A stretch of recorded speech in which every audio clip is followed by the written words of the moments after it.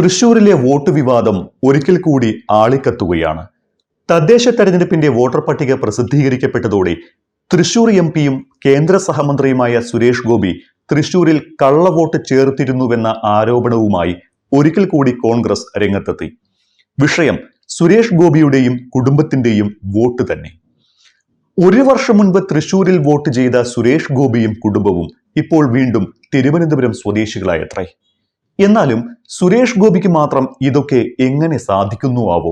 ഒരേ സമയം 2 ജില്ലകളിലൊക്കെ പറന്നു നടന്ന് വോട്ട് ചെയ്യാൻ. ഇനി ഇങ്ങേരെ ഉദ്ദേശിച്ചാകുമോ പണ്ട് സുപ്രീം കോടതി പറഞ്ഞത് പറന്നു നടക്കുന്നവനും വന്നു പോകുന്നവനുമൊന്നും വോട്ട് ചെയ്യേണ്ട എന്ന്?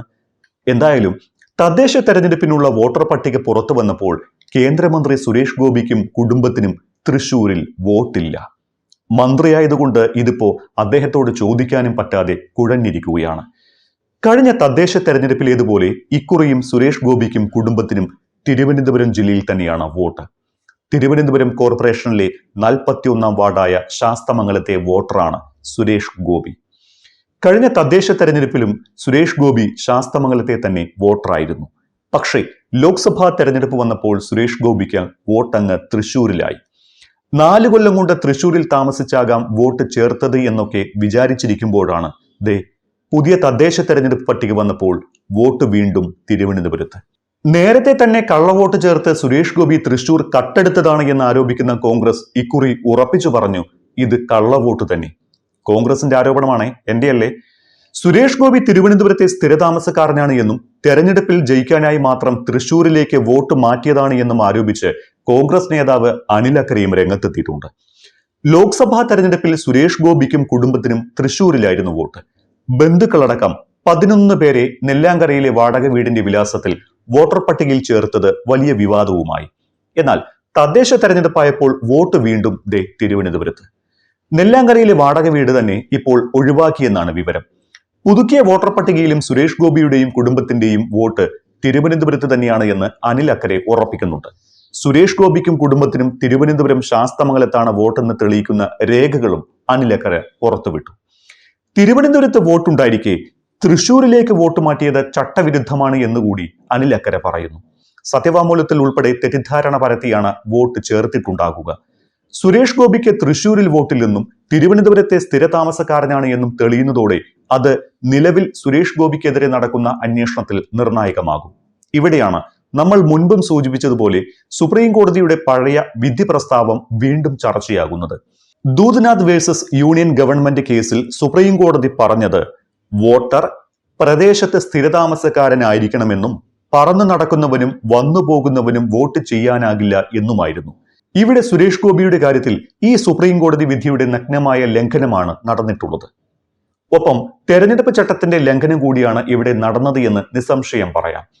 ലോക്സഭാ തെരഞ്ഞെടുപ്പിൽ വിജയിക്കാനായി മാത്രം സുരേഷ് ഗോപി സ്വന്തം കുടുംബത്തിന്റേതടക്കം വോട്ടുകൾ താൽക്കാലിക ലാഭത്തിനു വേണ്ടി തൃശൂരിലേക്ക് മാറ്റി. അടുത്ത വോട്ടർ പട്ടിക പുതുക്കൽ സമയത്ത് തൃശൂരിൽ വോട്ട് നിലനിർത്തിയതുമില്ല. കാരണം സുരേഷ് ഗോപിയുടെ ആവശ്യം കഴിഞ്ഞു, തൃശൂർ എടുത്തല്ലോ.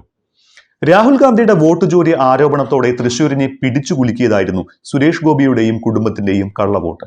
LDFും UDFും ഈ ആരോപണം ഉന്നയിച്ചതിന് പിന്നാലെ പുറത്തു വന്നത് ഞെട്ടിക്കുന്ന വിവരങ്ങളായിരുന്നു. തൃശൂരിൽ വിജയിക്കുന്നതിന് സുരേഷ് ഗോപിയും BJPയും ചേർന്ന് വ്യാപകമായി കള്ളവോട്ട് ചേർത്തുവെന്ന വിവരങ്ങൾ ഓരോന്നായി പുറത്തു വന്നു.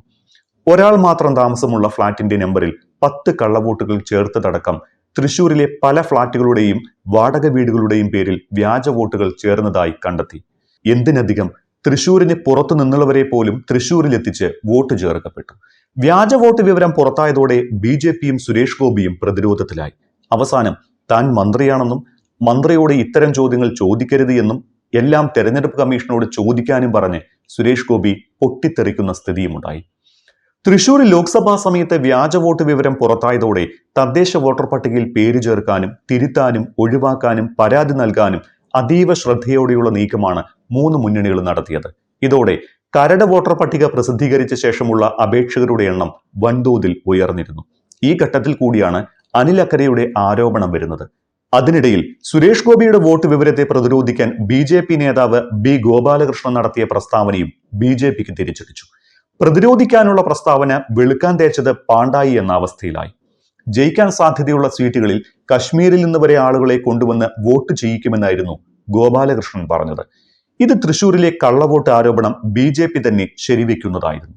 എന്തായാലും ലോക്സഭാ തെരഞ്ഞെടുപ്പിലെയും തദ്ദേശ തെരഞ്ഞെടുപ്പിലെയും വോട്ടർ പട്ടിക സുരേഷ് ഗോപിക്ക് ഏത് രീതിയിൽ തിരിച്ചടിക്കുമെന്ന് കണ്ടുതന്നെ അറിയണം.